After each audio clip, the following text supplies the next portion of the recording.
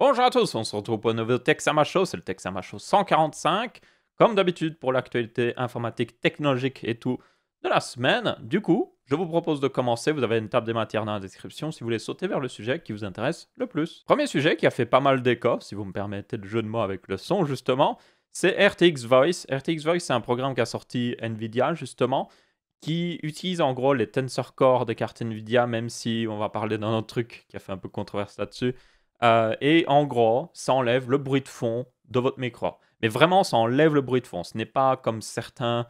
Dans certains programmes, vous voyez des effets qui s'appellent noise gate. Les noise gate, en fait, c'est quand vous avez votre voix, quand vous parlez comme ça, le micro s'active, mais quand ça descend en dessous d'un certain son, par exemple le fond d'arrière-plan, le micro se coupe. Non, là, on parle d'un truc qui prend le son de votre micro et enlève dynamiquement tout ce qui n'est pas votre voix, en fait.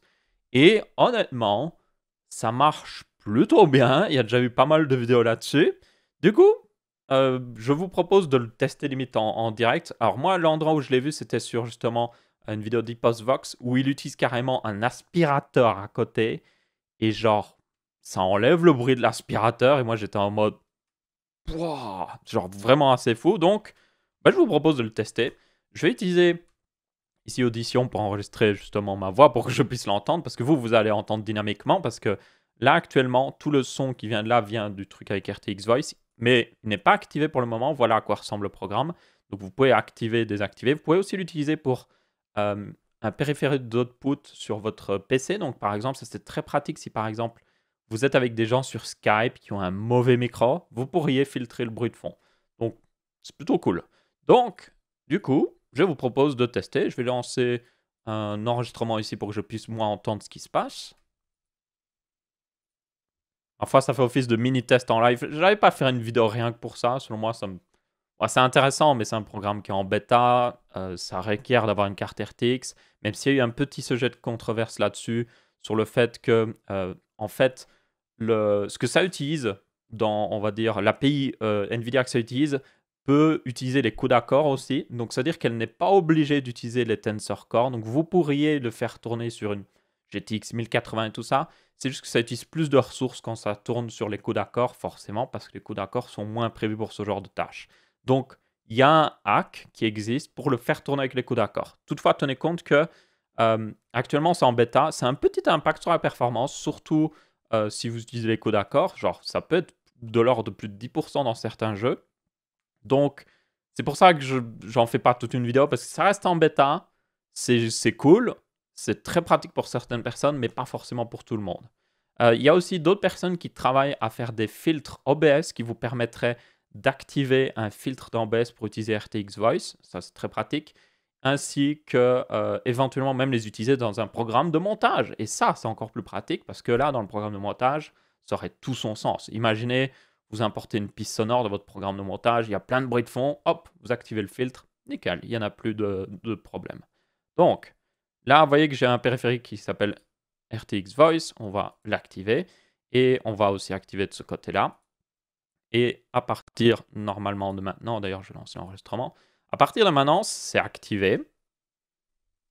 Bon, le truc, c'est qu'il n'y a pas beaucoup de bruit dans ma pièce, donc il faut que je trouve une source de bruit. Laissez-moi aller voir. Il se trouve que moi aussi, j'ai un aspirateur, comme à peu près tout le monde. Donc, je vous propose de juste l'allumer, littéralement. C'est l'aspirateur, il est juste là. C'est un aspirateur pas cher, c'est Amazon d'ailleurs, au passage. Le micro est dirigé là, donc il va le capter. Hein. Forcément, il va le capter, donc je vais l'activer, ma foi. Donc là, je parle avec l'aspirateur. Et je peux vous dire que c'est extrêmement bruyant. Je vais l'éloigner un petit peu. Donc là, il est toujours là. Hein. Il est toujours là. Je parle avec l'aspirateur. Et je vais désactiver l'aspirateur d'un coup. Voilà, l'aspirateur est éteint. J'ai dû parler plus fort parce que, genre, quand il y a beaucoup de sons comme ça, je sais pas, ça donne l'impression qu'on doit parler plus fort. Donc ouais, là, RTX Voice était activé. Je vais maintenant le désactiver. Hop. Voilà, et on va voir ce que ça donne. Je réallume l'aspirateur. Du coup, c'est bruyant, forcément. C'est l'aspirateur.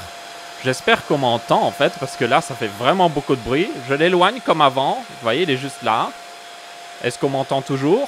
Je ne sais pas. Et je vais le désactiver maintenant. Eh bien, je suis réellement impressionné. C'est la première fois que je le testais vraiment par moi-même comme ça, avec genre une source bruyante à côté.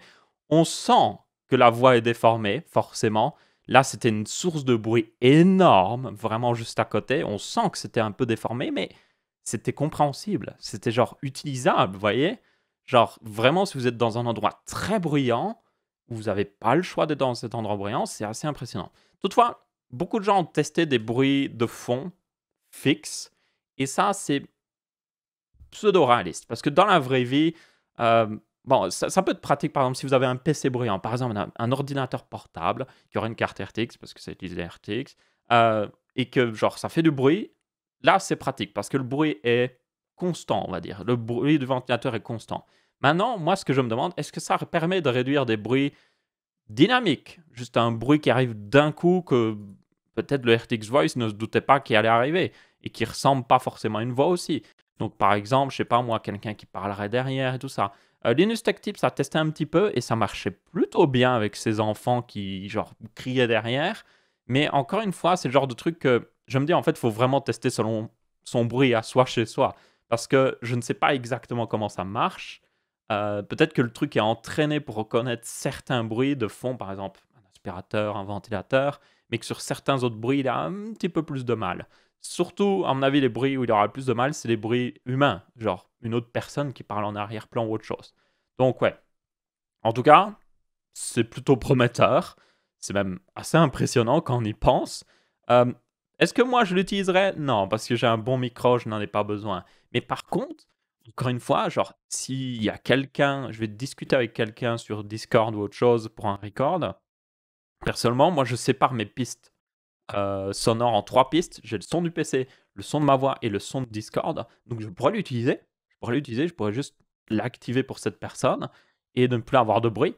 Et quand ce sera sous forme de filtre dans OBS et tout ça, moi je vous le dis vraiment, je le garderai de côté, vraiment en mode hey, alors bah tiens, je suis en record avec quelqu'un et il a vraiment un mauvais micro, pouf, activé et puis c'est nickel. Donc ouais. Et puis l'avoir aussi peut-être en plugin ou autre chose sur Adobe Premiere ou autre chose plus tard, ça pourrait être vraiment bien. Donc ouais. Très impressionné. Maintenant, il y avait aussi la polémique, comme j'ai dit, où ça peut tourner sur les coups d'accord. Donc voilà, ce serait bien que selon moi, Nvidia, même si évidemment ils veulent vendre des cartes RTX, ça ferait pas de mal de quand même l'avoir avec les coups d'accord, tout simplement. Rien que pour quelqu'un qui utilise Premiere ou des programmes de montage, s'ils veulent l'utiliser, si quelqu'un fait plus tard un truc, ce serait pratique, vous voyez. Mais bon, après, évidemment, eux, leur but, c'est de vendre des cartes RTX, donc forcément, ils essayent d'en vendre. Mais c'est assez impressionnant de voir un petit peu tous ces trucs qu'ils sont en train de développer, parce que, genre, ils ont, par exemple, ils avaient développé Shadowplay, qui est un excellent moyen d'enregistrer des vidéos, qui maintenant a le double piste sonore d'ailleurs. Ça, c'est quelque chose que, voilà, à un moment, j'avais critiqué le fait qu'il n'y avait qu'une piste sonore, donc tout était mélangé. Maintenant, vous pouvez avoir le son du jeu et de votre Discord, le son du PC et votre voix séparée. Donc, vous pourriez utiliser d'ailleurs RTX Voice pour ça, ce qui est plutôt cool. Et ils développent de plus en plus d'outils comme ça que je suis en train de me dire, vache, moi, par exemple, personnellement, je pourrais difficilement utiliser une carte AMD sur un de mes PC. Pourquoi? Parce que les cartes Nvidia tournent mieux dans Minecraft. Beaucoup de shaders tournent mieux avec des cartes Nvidia. J'utilise l'encodeur Nvidia pour enregistrer mes vidéos. Et l'encodeur AMD n'est pas aussi bon, honnêtement. Et j'utilise l'accélération GPU dans Adobe Premiere. Il y a celle d'AMD, mais celle d'Nvidia marche mieux. Donc ouais, je suis en mode... Moi, il y a de plus en plus ces petits outils qui, tout seul, hein, ce genre de petits outils, je suis en mode, ouais, c'est bien, mais voilà. Mais il y en a tellement qui commencent à se rajouter l'un sur l'autre, je suis en mode, ouais, en fait, c'est un peu comme Apple, en fait, je suis coincé dans l'écosystème, limite. Oh, fuck, dommage, bon, ma foi. Ok, autre news, c'est au niveau de, justement, la sortie d'une nouvelle carte en X570 de chez MSI, c'est la Tomahawk. Ça doit vous dire quelque chose, pourquoi? Parce que la gamme Tomahawk a été très populaire chez MSI. Et il n'en avait pas sorti pour les X570, pour information. C'est d'ailleurs, à mon avis, les B450 Tomahawk sont parmi les cartes mères les plus vendues chez MSI, chez AMD en tout cas, parce que franchement, elles sont très populaires.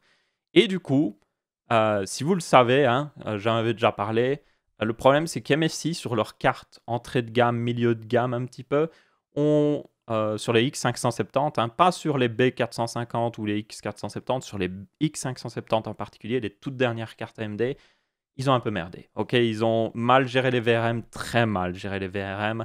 Elles sont mal refroidies, ou en tout cas, ils ont utilisé des mauvaises VRM tout simplement, et elles sont, selon moi, juste, ça vaut pas la peine. Ça vaut juste pas la peine de prendre des cartes MSI d'entrée de gamme ou milieu de gamme, et c'est pour ça que dans toutes mes configs, je n'en ai jamais recommandé.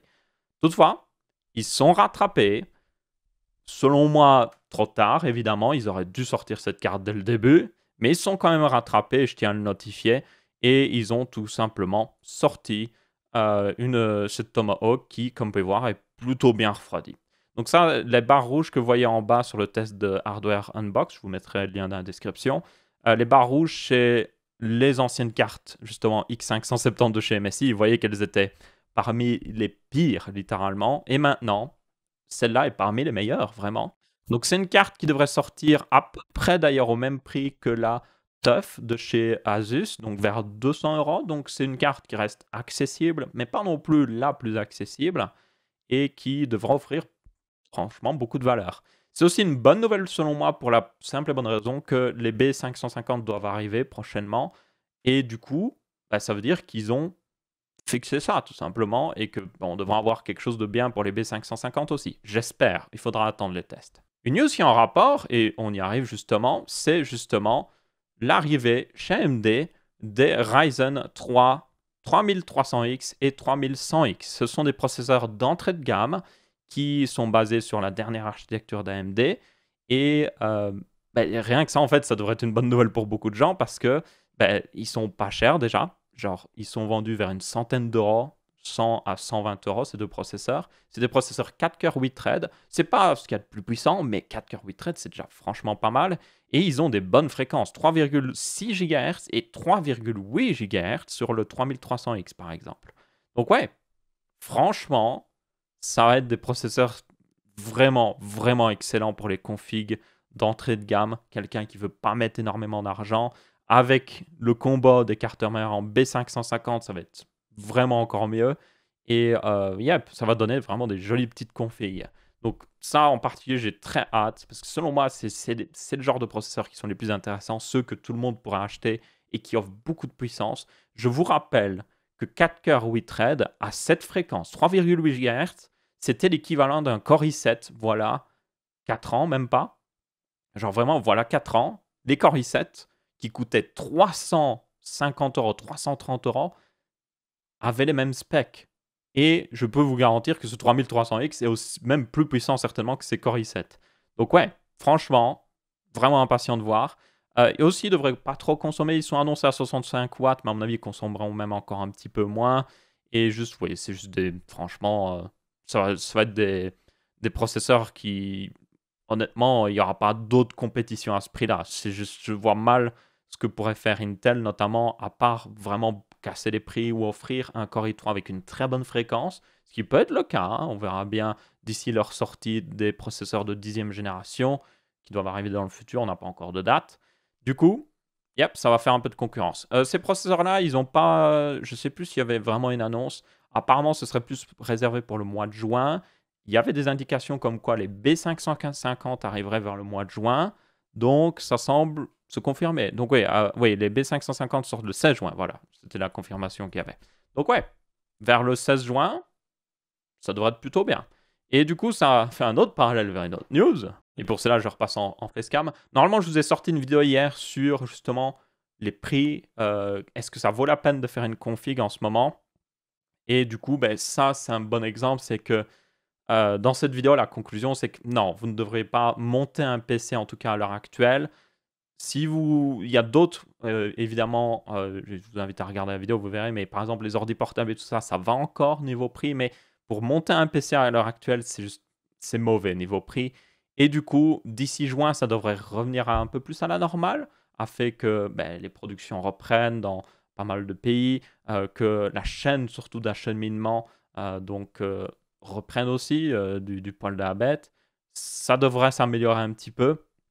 Mais du coup, ouais, ça veut dire que l'arrivée de ces processeurs-là, selon moi, arrive à un meilleur moment. Genre, s'ils étaient sortis maintenant, ça aurait été plutôt bof.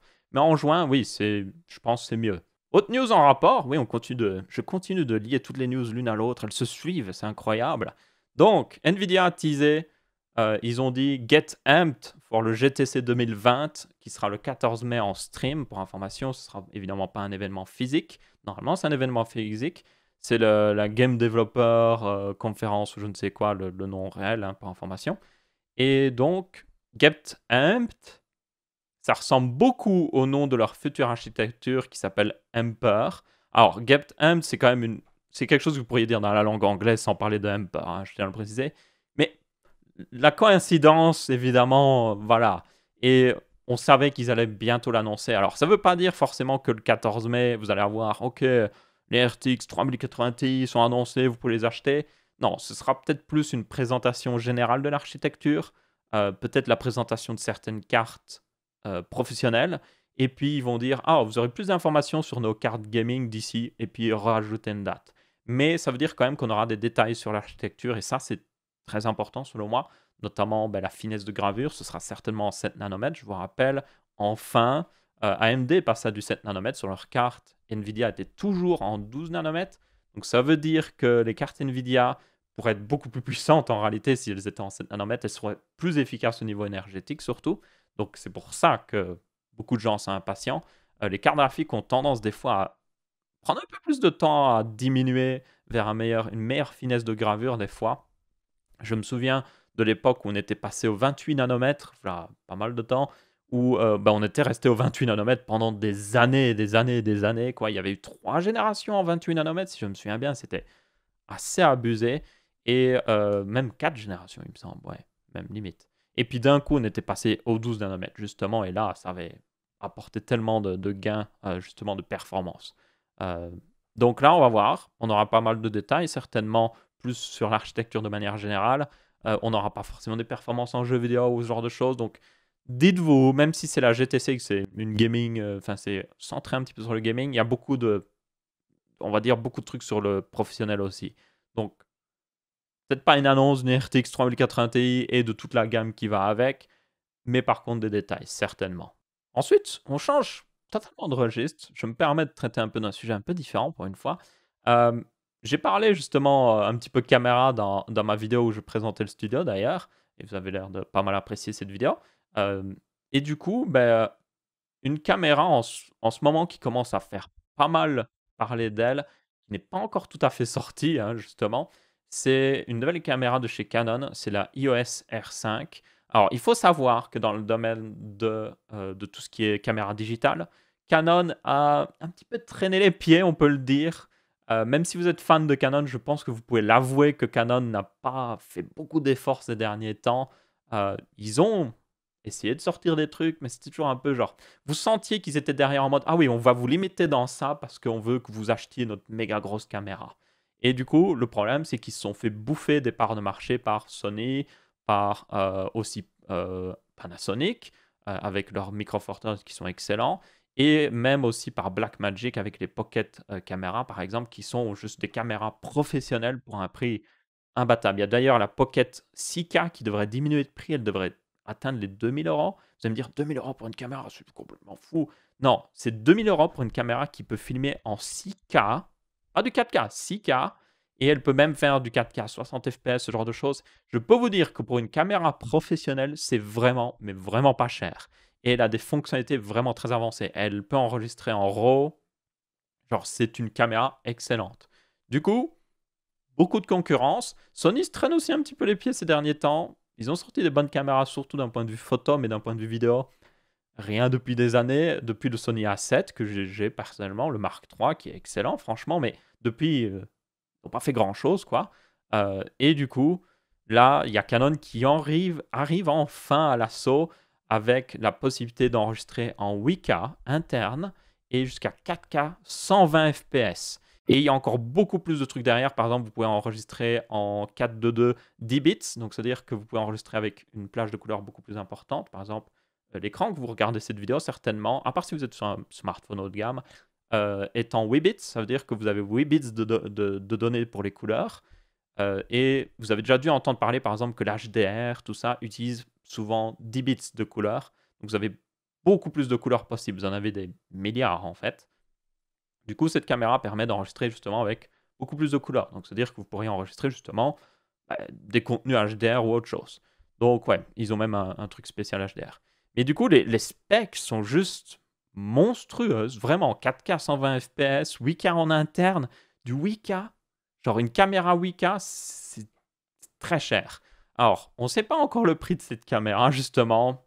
2000, 3000 euros, on ne sait pas. Ça reste Canon, donc c'est pour moi, je suis toujours en mode, oh, c'est Canon. Il y a toujours un petit truc, vous voyez, il y a toujours un truc où ils seront en mode, ah non, finalement, ça, on ne vous le permet pas de le faire et du coup, ça vous limite.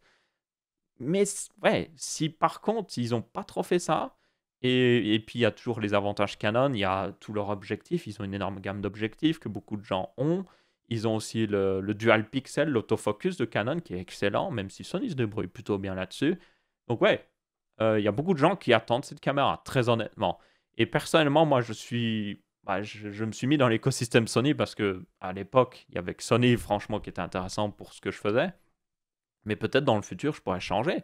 Parce que filmer en 8K, l'avantage de filmer en 8K, pour ceux qui se demandent, c'est que le plus grand avantage chez moi, c'est que vous pouvez recadrer. Vous pouvez filmer en 8K, et puis après, vous pouvez zoomer sur l'image sans perdre en qualité. Et puis sortir votre vidéo en 4K, par exemple. Et moi, par exemple, je sors mes vidéos en 1080p, mais bien souvent, toutes les vidéos Texama, pour information, sont filmées en 4K. Comme ça, en fait, je peux rezoomer, recadrer tout ça. Et c'est très pratique. Donc, quand vous avez un zoom dans les vidéos Texama et tout, bien souvent, c'est un zoom en post-montage, en fait, en post-production. Les trucs de produit, par contre, bien souvent, c'est je bouge réellement la caméra. Il y a quelques fois des plans fixes quand même où vous pouvez mettre un petit mouvement et ça se voit à peine que c'est genre fake. Mais c'est juste pour vous montrer un petit peu justement à quel point ça peut être utile. Le 4K 120 FPS aussi, c'est très utile. Imaginez les slow motion que vous pouvez faire avec ça, c'est juste génial. Mais ouais, euh, personnellement, je suis assez impatient de voir ce que ça donne. Juste pour la simple et bonne raison que ça va aussi donner un coup de fouet aux autres marques, notamment Sony, qui vont peut-être sortir quelque chose de meilleur, quoi. En plus, un des avantages aussi, selon moi, de Canon, c'est que le problème avec Sony, c'est qu'ils essayent de garder le même, genre le Sony A7 que j'ai là, le Sony A9, le Sony A7 le A7R par exemple, le tout dernier qui est sorti. Ils utilisent le même extérieur, vous voyez. Et le problème, c'est que c'est une toute petite caméra, hein, quand même, le Sony A7, mais ça commence à montrer ses limites, en fait. Genre, euh, niveau chaleur, ça peut chauffer plus rapidement parce que c'est tout petit. Il y a moins de fonctionnalités parce que vous avez moins de place. Donc, ouais, le truc, c'est qu'ici, Canon, eux, ils ont justement une caméra un peu plus grosse, ouais, un peu plus grosse, mais qui résiste justement plus facilement aux dégâts de liquide et tout ça, ce qui est assez important quand vous prenez des photos sous la pluie. Et il y a toutes les fonctionnalités où il faut. Donc, ouais, et vous avez aussi un flip screen. Donc, vous pouvez mettre l'écran de face et vlogger avec, même si. Enfin, voilà. Moi, je ne vlog pas trop. Mais c'est pratique d'avoir un flip screen qui montre. Vous voyez, par exemple, cette caméra que j'utilise là, il y a un flip screen. Donc, je me vois là. Là, je me regarde, je me vois, je suis en mode, hey, coucou moi-même. C'est pratique. Je peux voir, oh, ok, c'est bien cadré, tout ça. C'est nickel. Donc, ouais. Je sais pas, est-ce que je suis le seul à hyper pour une telle caméra? Même si je ne l'achèterai probablement pas parce que je suis déjà dans le truc Sony et que j'ai plusieurs objectifs Sony et que ça coûte cher d'acheter des objectifs. Mais est-ce que je suis le seul à hyper, justement? Ensuite, une news assez différente. On finit dans l'espace. SpaceX est en train de tester actuellement. Donc, j'en ai pas trop parlé, mais SpaceX est en train de fabriquer on va dire leur nouvelle fusée, mais ça va plus loin qu'une fusée. Donc, cette fusée, ce sera BFR pour Big Falcon Rocket et pas du tout Big Fucking Rocket. Hein. Non, non, non, c'est pas du tout ça. Et du coup, c'est une fusée qui a pour but d'être 100% réutilisable. Donc, le booster, la partie basse, réutilisable évidemment, c'est ce qu'ils font déjà avec la Falcon 9, mais aussi la partie haute, le second étage, réutilisable à 100%. Et ça, c'est quelque chose qu'ils ne peuvent pas faire. Pourquoi? Parce que le truc, c'est que quand ils envoient quelque chose dans l'espace, vous l'envoyez à des dizaines de milliers de kilomètres heure, plus de 10 000 km heure, et c'est en orbite à plus de 10 000 km heure autour de la Terre. Du coup, le truc, c'est qu'il vous faut beaucoup d'énergie pour ralentir et retourner dans l'atmosphère. Et en plus, vous êtes genre très haut. Genre, c'est pas comme si vous pouviez juste retomber tranquillement avec des parachutes ou autre chose. Non, c'est juste pas possible. Donc, il faut se débarrasser de cette vitesse. Il faut ensuite atterrir sans se péter la gueule. Et c'est juste impossible, en fait, pour le deuxième étage des Falcon 9 pour le moment parce qu'il y a juste c'est juste pas possible en fait. Donc, ils ont designé Et ils sont en ce moment en train même de tester surtout la partie haute, c'est ça. Ça, c'est Starship. Donc, c'est la partie haute de cette nouvelle fusée. Et c'est, du coup, pour information, ça, c'est énorme. Genre, ça ne se voit pas. Donc, ça, c'est une chaîne qui est assez intéressante. C'est Lab Padre. Ils ont une caméra 24 heures sur 24 qui filme le site de construction de ce Starship, justement. C'est au Texas, pour information. Et actuellement, c'est le modèle 4, c'est le SN4, comme on l'appelle. Et ça, c'est un être humain ici sur ma souris. Et ça, c'est le Starship. Donc, c'est la partie haute de la fusée. Ce n'est pas la partie basse. La partie basse sera encore plus haute que ça. Et c'est même pas l'entièreté de la partie haute, parce qu'il manque évidemment le dessus, genre le truc qui permet de percer mieux l'atmosphère. Et il manque d'autres trucs pour justement atterrir.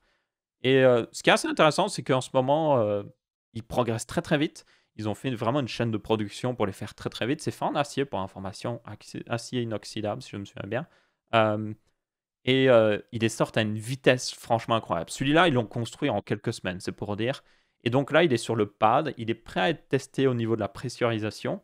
Et après, ils vont attacher 3 moteurs de fusée et ils vont le faire décoller et juste regarder si tout va bien. Donc ouais, très intéressant. En temps normal, les trucs avec les fusées, c'est que c'est pendant des années, ils développent quelque chose. Derrière des portes, c'est fermé, on ne voit rien. Et puis d'un coup, ils disent: ah oui, voilà notre fusée, on la teste, et puis c'est bon, quoi. Là, vous avez littéralement le développement, la création d'une fusée en direct. Alors, certains critiqueront, et je pense qu'il y a une manière à critiquer, il y a certaines choses qu'on peut clairement critiquer, que bah, déjà, ils construisent ça en extérieur. Littéralement, ils l'ont construit en partie en extérieur, c'est pour dire. Ils le construisent avec de l'acier, ce qui est plutôt pas cher, mais ce n'est pas de la fibre de carbone ou autre chose, même si, selon eux, pour la réutilisation qu'ils visent, ce sera plus intéressant justement d'utiliser l'acier, parce que l'acier a des propriétés, notamment il résiste mieux à la chaleur. Là, donc, par exemple, si vous réentrez dans l'atmosphère, beaucoup de chaleur, hein, forcément, le frottement de l'atmosphère, donc l'acier absorbe mieux ça. Vous avez aussi le fait que c'est une fusée qui est tout simplement énorme, beaucoup plus grosse que beaucoup d'autres fusées. Genre, quand elle sera finie, l'entièreté de BFR sera plus gros que n'importe quelle fusée qui n'a jamais été faite. Et surtout, cette fusée sera capable d'emmener dans l'espace une charge qui n'a jamais été possible jusqu'à maintenant. Pour information, ce serait jusqu'à 100 tonnes en basse orbite. 100 tonnes. Actuellement, les meilleures fusées peuvent transporter genre une vingtaine de tonnes, donc Falcon Heavy par exemple. Et Saturn V, je ne sais plus combien pouvait transporter Saturn V. Saturn V ne pouvait pas faire 100 tonnes, il me semble. Et là, le truc, c'est réutilisable. Et c'est le point le plus important, c'est que jusqu'à maintenant, les fusées, c'est genre, ah, on lance la fusée, et puis hop, elle retombe dans l'eau, elle se détruit, on s'en bat les steaks. Non, là, ça réatterrit, comme un avion. Vous imaginez si à chaque fois que vous preniez l'avion, on devait se débarrasser de l'avion, ça coûterait très cher. Donc ouais, très intéressant. Encore une fois, il y a des choses qu'on peut clairement critiquer, le fait de construire un peu en open comme ça. Bon, c'est cool pour nous pour voir, mais c'est selon moi, ils auraient peut-être moins de problèmes. Notamment, ils avaient au début des problèmes au niveau de la soudure, parce qu'ils soudent l'acier évidemment ensemble, ils font des énormes cercles et puis ils les soudent l'un sur l'autre. Ils auraient certainement eu moins de problèmes s'ils l'avaient directement fait dans un environnement plus propre, certainement. Mais bon, quoi qu'il arrive, le plus important, c'est qu'ils ont des résultats petit à petit, même si là, ils ont eu quelques problèmes d'affilée. Ils font des résultats, ils ont de toute façon leur Falcon 9 qui marche extrêmement bien. Ils vont lancer des astronautes d'ailleurs depuis la première fois sur le sol américain depuis 2011 pour information. C'était le dernier vol d'une navette spatiale. Donc depuis 2011, il n'y a eu aucun astronaute américain lancé depuis le sol américain. Ils sont tous partis dans une fusée russe, Soyuz. Et du coup, 27 mai, SpaceX justement va lancer.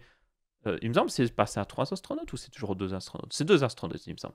2 astronautes, ils vont les lancer et pour qu'ils puissent rejoindre la station internationale sur leur Falcon 9. Et ça va être très intéressant. 27 mai, peut-être que je ferai un stream sur la chaîne si c'est au bon moment pour moi. Je ne sais plus exactement l'heure, puis ça va certainement être décalé ou autre chose. Soyons honnêtes, ça va être certainement décalé parce qu'il y aura un petit problème ou autre chose.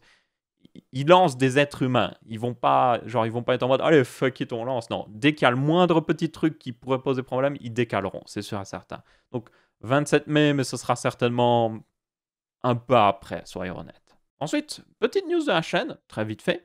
notamment sur le fait que j'avais parlé justement du truc avec les sponsors, que finalement, ben, il n'y avait pas d'API YouTube. En fait, il y en a une. Le truc, c'est que quand on a regardé avec Shuka, on a regardé le jour, littéralement avant qu'ils mettent à jour l'API avec le support des nouveaux sponsors, des nouveaux membership plutôt qu'on va dire, avec du multiniveau. Donc je vous rappelle que, pour ceux qui n'auraient pas suivi, YouTube a mis en place une fonctionnalité où vous pouvez avoir l'équivalent de sub-Twitch sur YouTube, mais à multiniveau et que le YouTuber peut choisir. Donc je peux être en mode, oh j'en veux un 99 centimes, j'en veux un 49 € par mois ou autre chose. C'est complètement fou, mais bon. On a le choix, on a le pouvoir. Et du coup, il y a un API. Donc là, c'est l'API actuelle. Et il y a justement un des calls que vous pouvez faire à l'API qui permet d'avoir les détails du statut membership d'une personne et notamment, ben, par exemple, son niveau. Donc c'est, je vais plutôt rechercher level, comme ça on le verra, voilà. C'est le Detailed Channel ID et ça met, c'est là, oui.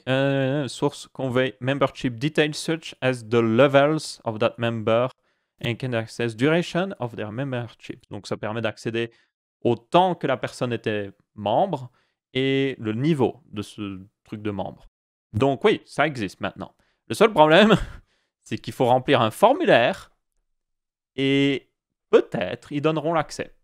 Donc oui, ça veut dire que par défaut, je n'ai pas l'accès. Il faut que je remplisse ce formulaire et ils analysent ma demande et ils sont en mode « Ah ok, toi tu peux y avoir accès ». Pourquoi? Pourquoi YouTube? Pourquoi vous rajoutez littéralement des bâtons dans les roues? Pourquoi vous êtes en mode « On va rajouter cette fonctionnalité géniale et on va la limiter ». Sans aucune raison. Je comprends jamais YouTube. Je ne comprends jamais YouTube. C'est la même chose, il y a des nouvelles fonctionnalités sur YouTube qui sont très pratiques, genre sur téléphone maintenant. Vous pouvez, dans la boîte d'abonnement, quand vous êtes dans abonnement, vous pouvez trier les abonnements. Vous pouvez dire, oh, affiche-moi les vidéos que je n'ai pas encore vues. Affiche-moi, c'était quoi déjà? Vous pouvez afficher les posts de communauté YouTube, donc c'est les posts écrits. Donc ça, c'est très pratique. C'est quelque chose que j'utilise personnellement. Mais le problème, c'est que jusqu'à maintenant, c'était genre, des fois, ça daignait s'afficher quelque part. C'était vraiment ça. C'était, oh, des fois, ça s'affiche sur la page d'accueil YouTube et des fois, ça s'affiche pas. Et puis, des fois, YouTube vous affichait des posts de communauté, de chaînes où vous étiez même pas abonné, justement. Donc, ouais, c'était n'importe quoi. Donc, maintenant, oui, vous pouvez trier les vidéos, toutes les vidéos, celles qui sont sorties aujourd'hui, celles que vous avez commencé à lire mais que vous n'avez pas fini, celles que vous n'avez pas encore vues, celles qui sont en direct. Donc, vous pouvez voir les lives en direct. Donc, ça, c'est cool. Et ça affiche aussi les vidéos en première pour information, donc c'est un peu moins cool ça. Et puis finalement les posts. Donc ouais, c'est cool. Et les posts sont par ordre chronologique. Wow. Incroyable. YouTube qui remet un truc chronologique. J'en ai marre de tous ces sites sociaux qui sont en mode « Oh, on va tout mélanger chronologiquement et fuck you. » Ah, je peux pas juste avoir quelque chose dans logique dans le temps. Mais, du coup, parce qu'il y a un « mais », ils n'ont pas sorti sur PC fixe.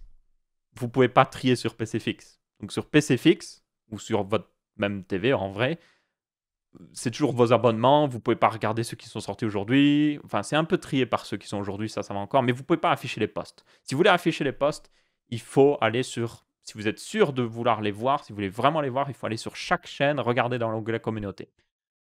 Bon, visiblement, ils sont en train de le faire, mais ouais, personnellement, je serais très content le jour où on pourra enfin afficher les posts.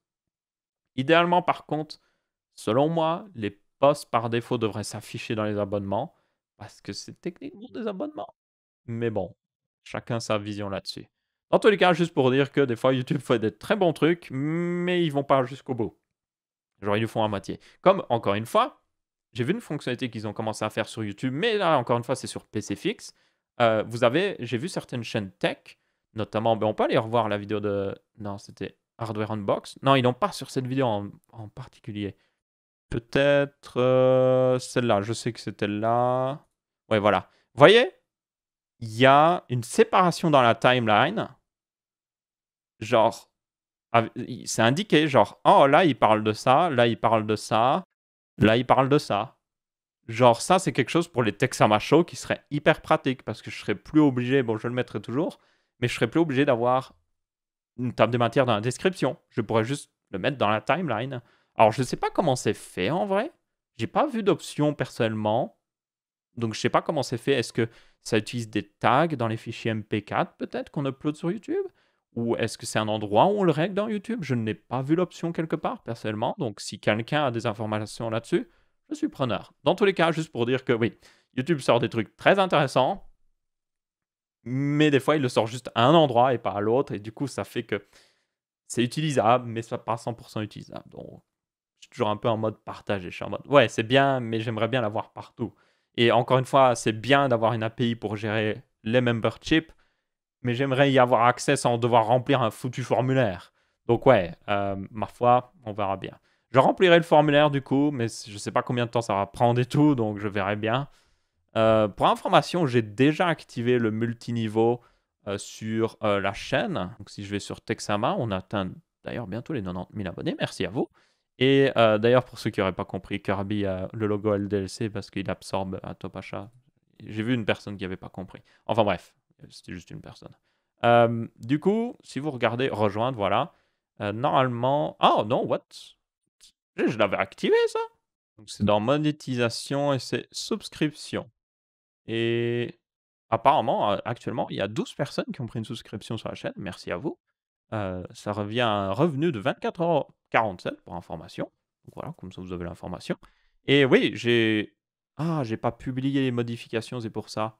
Donc vous voyez là, j'ai fait 3 non, j'ai fait plusieurs j'ai fait en gros, il y a Starter, c'est le 1,99 que j'avais parlé, Normal, qui est l'équivalent d'un sub-Twitch de niveau 1, Ultra, qui est l'équivalent d'un sub-Twitch de niveau 2 et le «Oh non, ma table!» qui est l'équivalent d'un sub-Twitch de niveau 3. Donc j'ai mis au même niveau, enfin j'ai mis le même prix que les sub-Twitch parce que ça me semblait logique.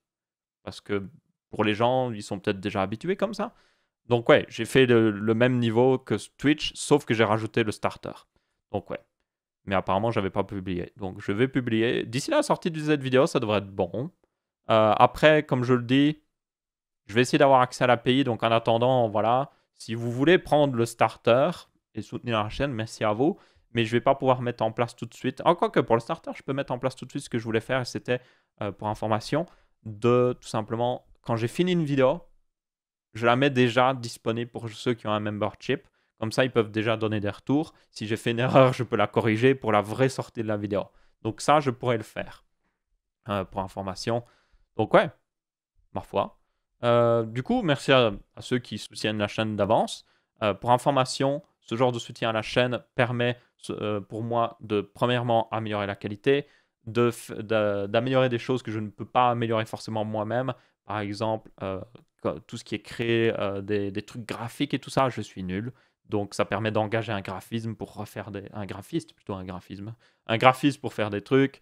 Ça permet aussi des fois d'acheter du matériel nécessaire. Par exemple, si j'ai besoin d'une table de bench ou j'ai besoin d'un processeur et que j'arrive pas à l'avoir et que je suis obligé de l'acheter pour pouvoir faire tous mes tests. Notamment, actuellement, j'ai qu'un processeur AMD pour mes tests. Du coup, si je veux faire une comparaison, vous voyez, AMD Intel, je peux pas. Je peux pas, j'ai pas de processeur Intel. Donc, ce genre de choses, ce genre de soutien me permet de juste dire, OK, je peux me permettre de l'acheter. Ou en tout cas, une partie du coût est absorbée par justement les gens qui ont pris un membership. Donc, merci à vous d'avance pour ceux qui soutiennent la chaîne. Après, oui, comme je le dis, pour les autres grades notamment, j'ai des trucs prévus, hein, des petits avantages en plus, mais je ne peux pas encore le faire pour le moment parce que YouTube. Voilà. Littéralement, parce que YouTube, je dois avoir accès à cette API. Donc ouais, on verra bien si j'y arrive à avoir accès. En attendant, ouais, le starter existe. Donc ouais, il y a beaucoup de gens qui m'avaient dit que ça les intéresserait justement d'avoir un membership moins cher. Donc, ma foi. Ok, alors c'est à peu près tout pour ce Texama aussi qui a duré beaucoup trop longtemps, on va être honnête. Du coup, merci à tous d'avoir regardé. J'espère que vous avez bien apprécié. N'hésitez pas à laisser votre avis, que ce soit en pouce bleu, pouce rouge ou en commentaire. On se retrouvera pour une prochaine vidéo et je vous dis ciao, ciao.